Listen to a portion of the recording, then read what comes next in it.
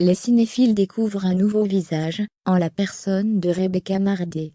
L'actrice à l'affiche du film, une jeune fille qui va bien, a pourtant fait ses véritables premiers pas au cinéma, il y a des années.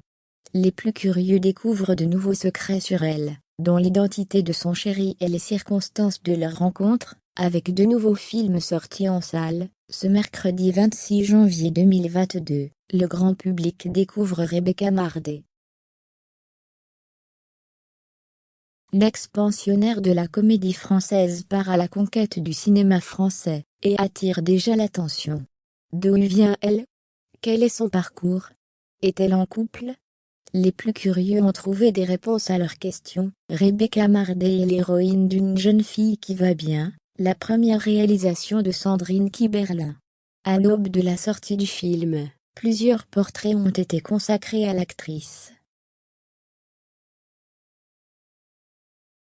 Libération a publié le sien lundi 24 janvier 2022, et y révèle d'intéressantes informations sur Rebecca.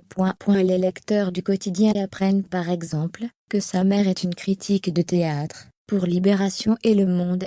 Son père est contrebassiste et auteur de musique de film. Rebecca Marder a grandi dans le 13e arrondissement de Paris. Elle était une élève douée, intéressée par la philosophie, mais passionnée de théâtre.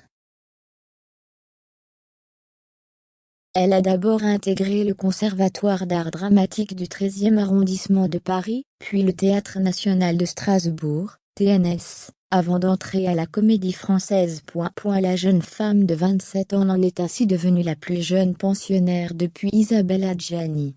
Elle y restait 7 ans, et y a rencontré son compagnon, Benjamin Laverne. Benjamin Laverne a 37 ans, et en compte 12 de carrière sur grand écran.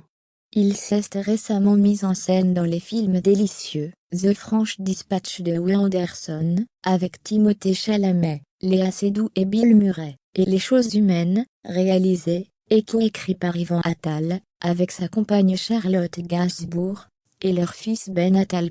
Rebecca Marder compte aussi une filmographie respectable.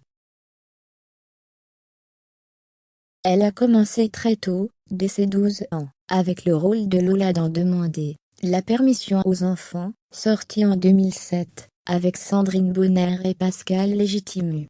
En 2009, elle donne la réplique à Mélanie Laurent, Jean Reno et Gaël Mallet dans La Rafle, consacrée aux rafles des Juifs pendant l'occupation nazie en France. Une jeune fille, qui va bien est le premier grand rôle de Rebecca au cinéma. La jeune femme prête également sa voix à un documentaire, Irradié, sorti en salle, ce mercredi 26 janvier 2022.